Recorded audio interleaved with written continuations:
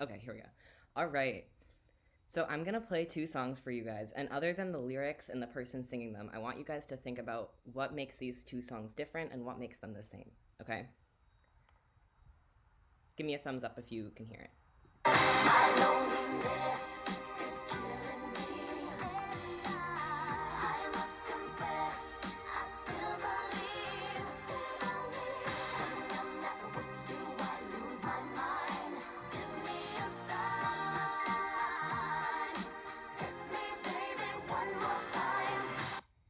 All right. And then this one. Today I don't feel like doing anything. I just wanna lay in my bed. Don't feel like picking up my phone, so leave a message at the tone. 'Cause today I swear I'm not doing anything, nothing at all. All right. You guys know those two songs, right? Yeah. So other than the person singing them, and like the lyrics, what makes these two songs different? You can just shout it out.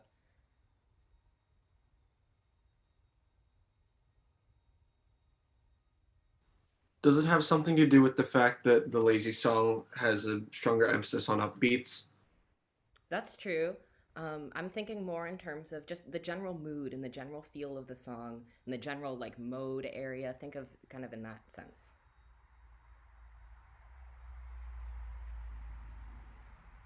What's Baby One More Time? Like what is the lyrics about generally? Does anybody know what the lyrics are about? Let's listen to it one more time.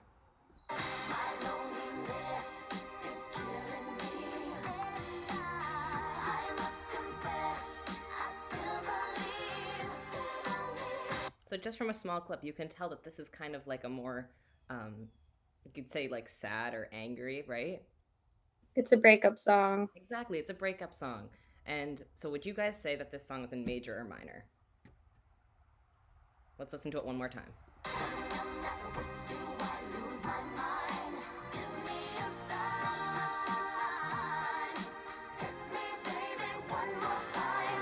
So would you say that's more of a major happy sounding song or a minor more sad song?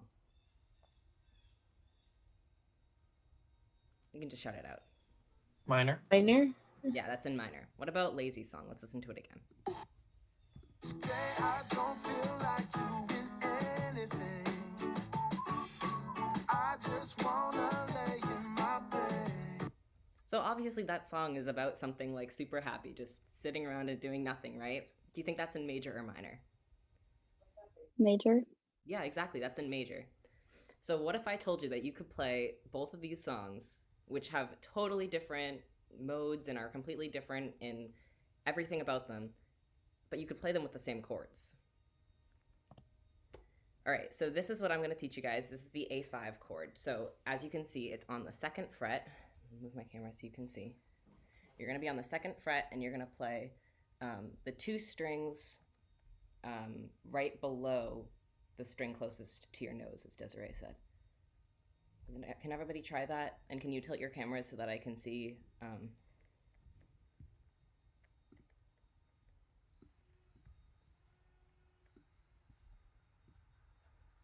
Awesome, yeah. So once you've got that, or it's below, so it's the two middle ones, right? Right in the middle of the guitar.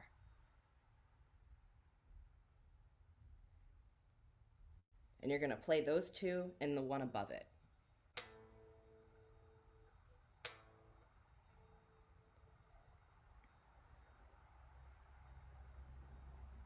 So can you give me a thumbs up once you've got it?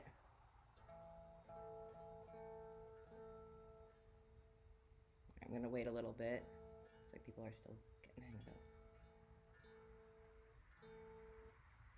Would anybody like to demonstrate? Olivia, can you demonstrate? So it's okay. Sorry, I missed one of them. Excellent, good job. All right, so now that we've got that A5 chord, we're gonna move on to, so when we play the A5, let's play that chord again one more time. but arpeggiate it this time, so you're playing each string independently, so it would sound.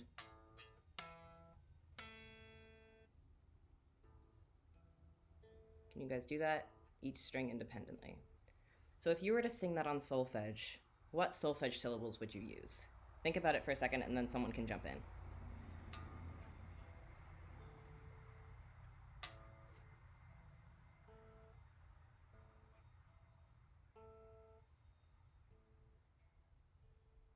All right, what solfege syllables can we use for that? Do, re, mi, fa, sol, la, ti, do. Do, mi, so. Do, yeah, so do definitely, and so definitely. But it's not do, mi, sol, right? Because that It's would be May. do, Sorry. mi, sol. But what does this sound like instead? Do, sol, do, sol. And what about the last one? Do, do. I do. Yeah, so it would be do, sol, do. And that's the only thing you're playing. So Cassandra brought up a really good point because mi or may is actually missing from this chord. So if you look at these two charts that I have, if you have an A major chord, right? What's the difference between this A major chord and the A minor chord? Just shout it out. The third. Yes, exactly, the middle note. And when you're playing on your guitar, what note is missing? The third. Exactly. So the A5 chord is interesting on the guitar because it doesn't have that major or minor quality. Does that make sense? Does anybody have any questions this far? No? All right. All right, so we're going to learn two more chords. This is the E5 chord and the D5 chord. So the E5 chord, the only thing that you have to do is take your A5 and move it up one string.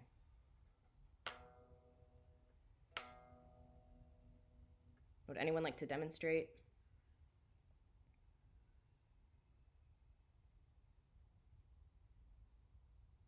Olivia, go ahead. Sorry.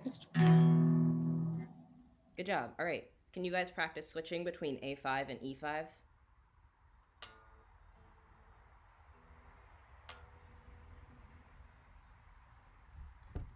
It's a lot easier if you have a pick.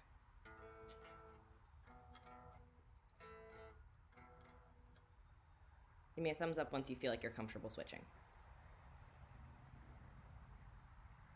Excellent. All right. Anyone need more time? All right. Once you feel like you've got it, you can switch to try to the D5 chord, which is just these bottom. Sorry, I gotta move stuff around. So the two bottom strings. The two. I guess if you divide your guitar in half, the two strings on the top of the bottom half, and then the open in the middle.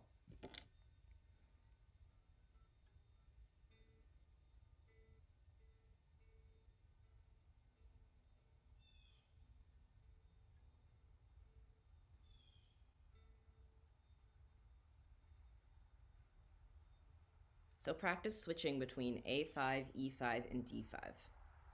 So you've got A5, E5, and D5 down here.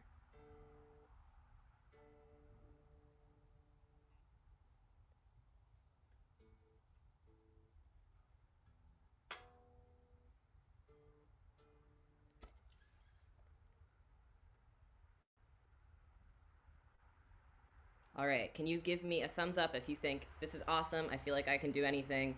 Middle if you want to practice it maybe just a little bit more, and thumbs down if you have no idea what you're doing. All right, it's mostly thumbs up and some sideways, so I'm gonna move on. Oops. Oh no, where'd my slide go? Oh, it's the same thing, okay. So this is the progression that we're gonna use for the most part, and it's just A5, then it goes to E5, then back to A5, and then to D5 again. So if you could just practice switching between those in that order. So A, E, A again, and then D.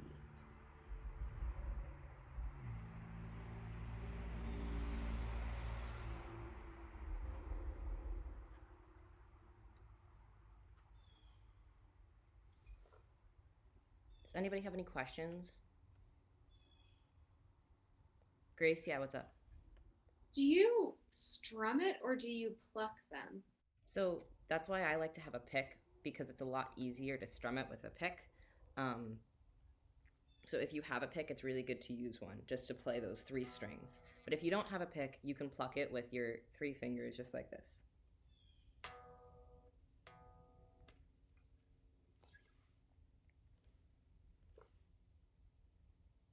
All right, how are we doing with that progression?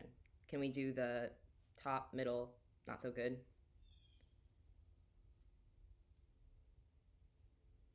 Awesome. All right, I'm gonna move on then. Okay.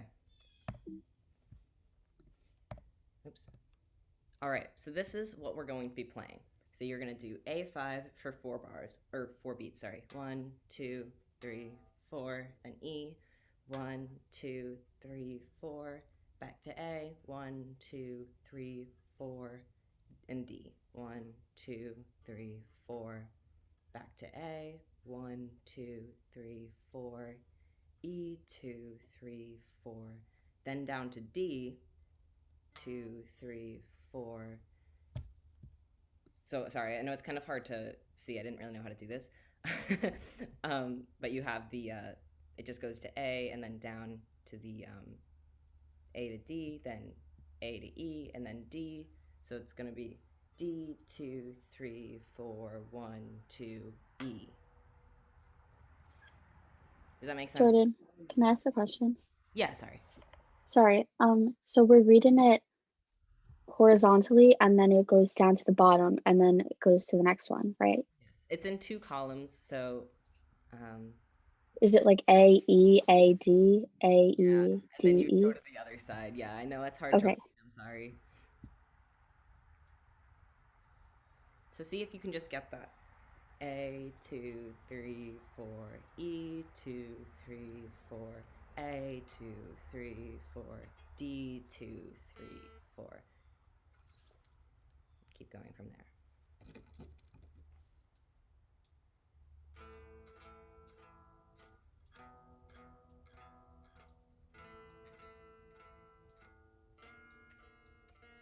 Oh, sorry. Jeez.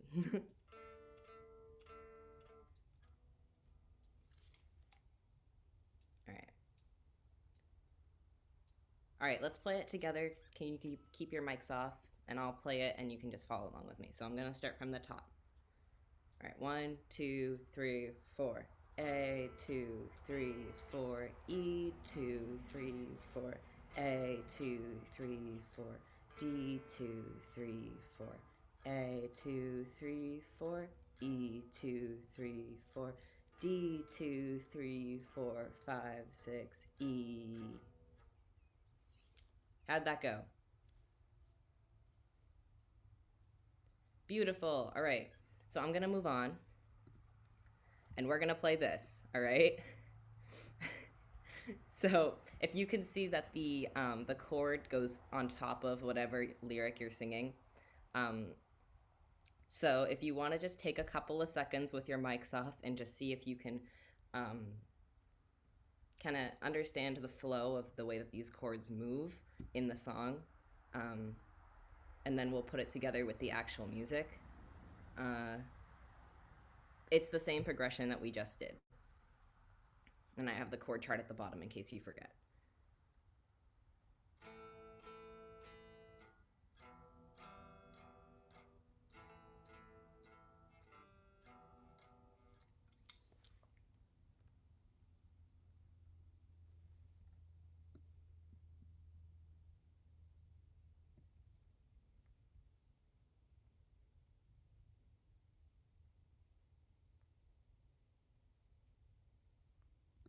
Yeah, Andrew. I'm pretty sure this is just a typo, but I want to clarify. When it says A minor above, when I'm not with you, I lose my mind. You want us just to do the A5 chord, right? Not like a legit A minor. Oh, yeah, that was my mistake. That's supposed to say A5. Okay, cool. But that brings up an interesting point because when I took these chords off of the website, it was originally A minor, and we're going to come back to that. All right, for the sake of time, I'm going to just play the song. It starts right on the chorus. So just be ready with that A5 chord, okay?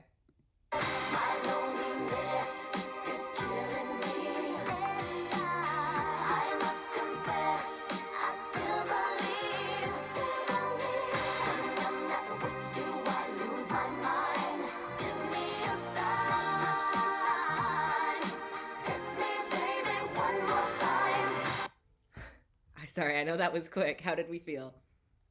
Let's do it one more time, okay? All right, be ready with that A5. It comes in quick. Okay.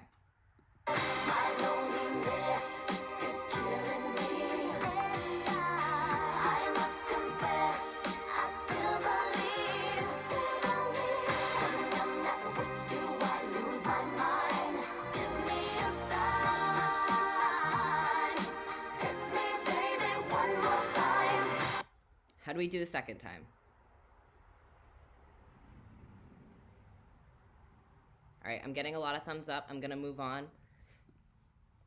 Okay, so this is the lazy song, and guess what? We're using the exact same progression. So just take like a minute, just play through it. It's the same progression, same chords, but it's a completely different style of a song.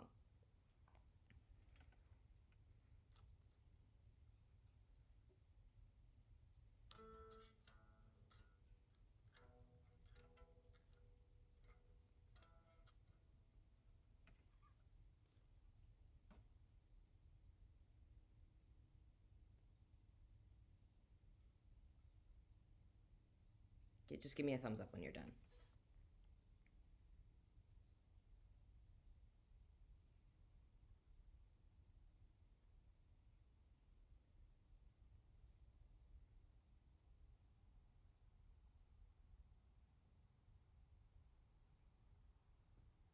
All right. You want to put it to music now? All right. This one also comes in quick. So let's be ready with that A5. We ready? Awesome.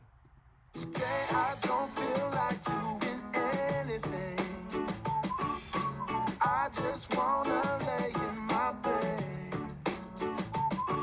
Don't feel like picking up my phone, so leave a message at the tone. 'Cause today I swear I'm not doing anything, nothing at all.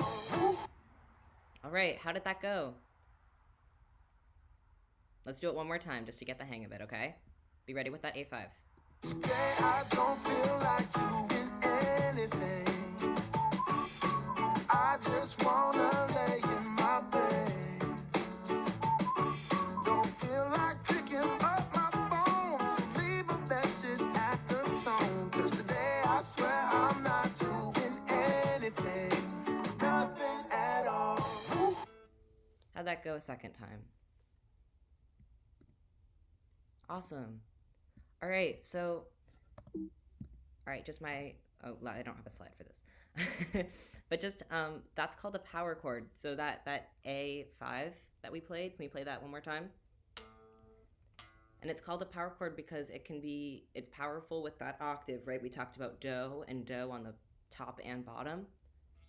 And these kind of chords are interesting because they can be used as in major or minor songs. And they are actually in a lot of the pop songs that we hear. So next time that you encounter one, you know how to play it. And they can come in a variety of different songs, anything from Britney Spears to Bruno Mars. And thank you guys for participating. That's my lesson.